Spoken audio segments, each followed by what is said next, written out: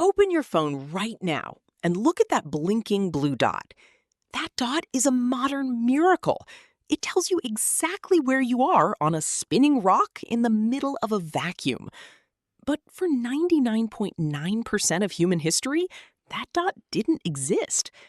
Imagine standing in a world where north is just a guess and home is a story you have to remember. Let's go back 50,000 years to a world where the maps were written in blood, stars, and the flight of birds. The map you studied in school is a lie. At least it's a very recent version of the truth. During the peak of the last ice age, the oceans were 120 meters lower than they are today. Indonesia wasn't an archipelago of islands. It was a massive, unified continent called Sundaland. Your ancestors walked where fish now swim. They didn't see islands. They saw an endless jungle, a valley of giants. But even with lower seas, there were places the land could not bridge. Deep, dark trenches.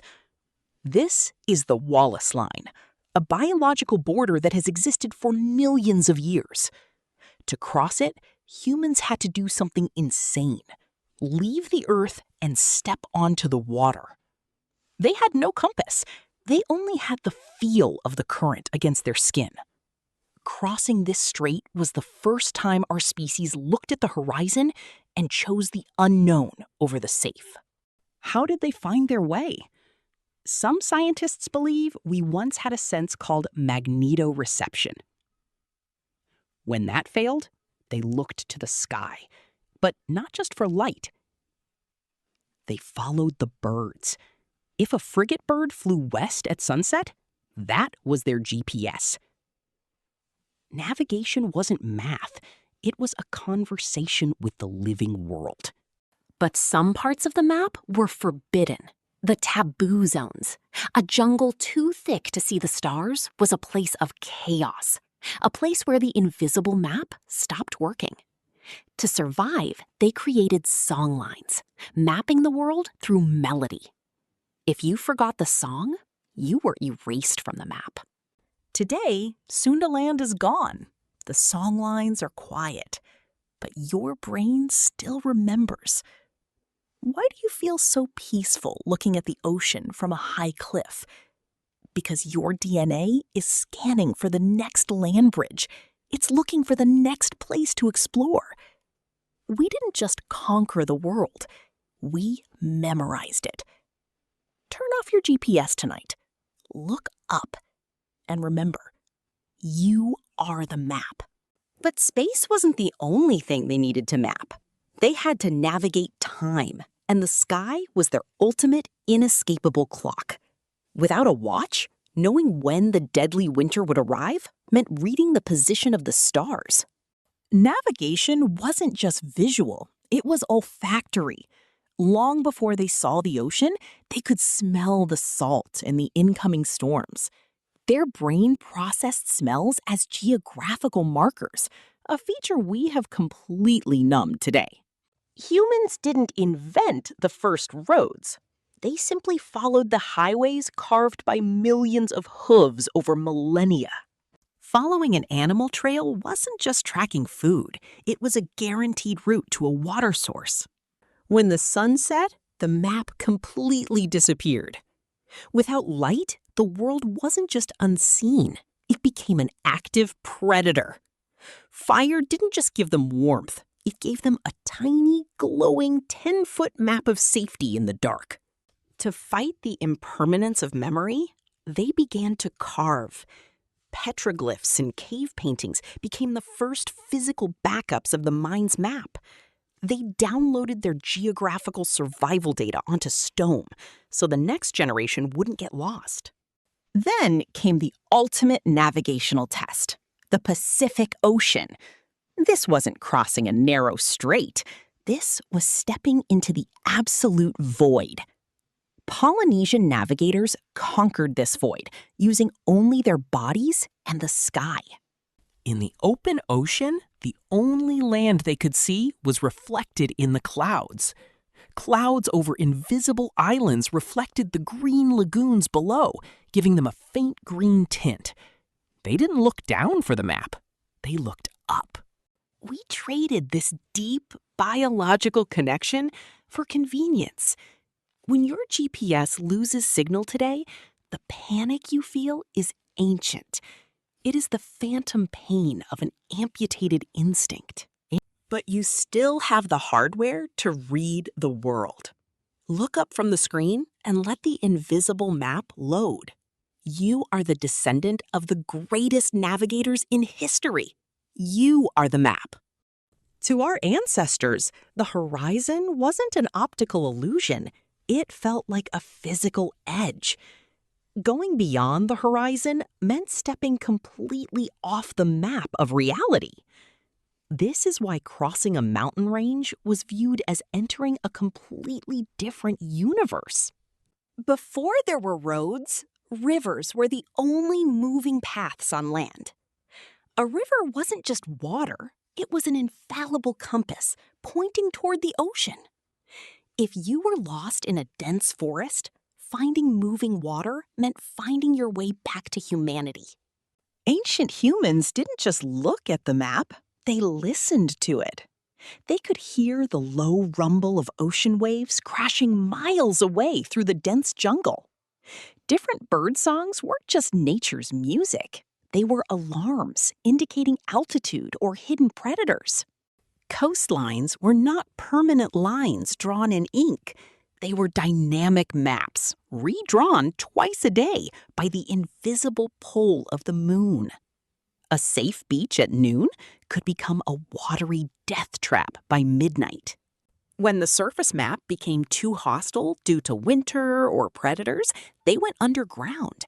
Caves were the ultimate safe zones, the only places where the rules of the outside world didn't apply. Navigating a cave meant memorizing the echo of your own footsteps. Wind was the most reliable invisible road. Prevailing winds told them which way was north or south, depending on the season. A sudden change in the wind's temperature meant an unseen weather front was miles away.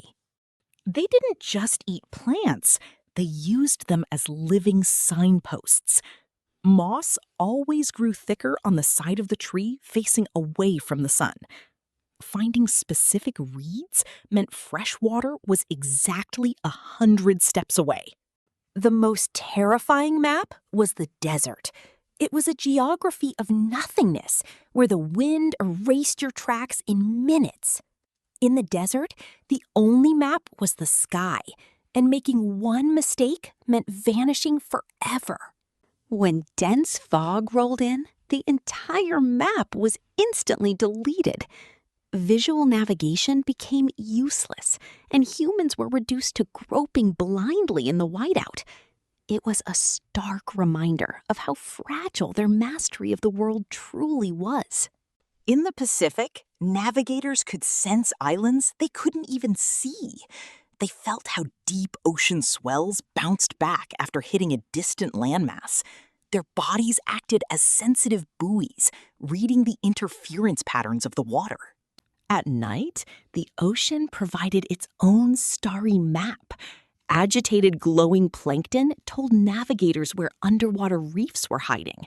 It was like the ocean was drawing warning signs in neon light. Your ancestors used their own bodies as navigational instruments. By watching the length and angle of their shadow, they could track the passing of the day. Their shadow was a compass needle that constantly updated itself. In the Ice Ages, the map was covered in a blinding white sheet. Without contrast, the human eye loses depth perception completely. Stepping forward in snowblindness was an act of extreme faith, hoping there wasn't a cliff an inch away. Not all maps were drawn in earth. Some were drawn in blood and mud. Tracking a wounded animal meant following a chaotic, unpredictable line across the landscape. If you followed the praise map too far, you might forget your own way home. Every year, the map physically moved. Massive herds of animals migrated, taking the humans' food supply with them. Humans didn't settle. They orbited these moving herds, mapping the migration routes over generations. To survive this world, the ancient human brain had to be an extraordinary hard drive. An elder could hold thousands of miles of geographical data entirely in their memory. When an elder died, an entire library of maps burned to the ground. Eventually, they needed to say, "I was here." Cave handprints were the first permanent pins dropped on the world map. It was the beginning of claiming place, a shift from just moving through the world to owning a piece of it.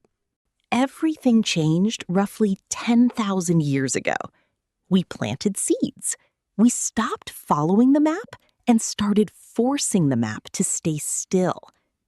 Agriculture was the death of the invisible map.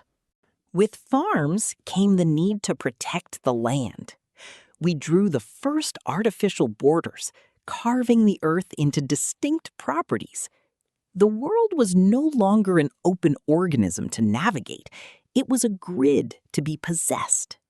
We live in the grid now, but the hunter-gatherer brain remains. Your urge to travel, to hike, to explore places with no cell reception, that is the invisible map buried deep in your DNA, begging you to read the world one last time. We have spent the last 10 minutes looking at a world that no longer exists, a world of land bridges, celestial clocks, and song lines. But the most important realization isn't that the map changed, it's that you haven't. Underneath the layers of GPS, concrete, and fiber optic cables, you are still a navigator. You are the biological result of every ancestor who didn't get lost, every pioneer who saw a blue haze on the horizon and dared to cross the void. The invariable map isn't a piece of history. It is a birthright. So once in a while, let the battery die. Let the signal fade. Look up from the blue dot and trust your blood. The world is still there, waiting to be read. And you have always known the way home.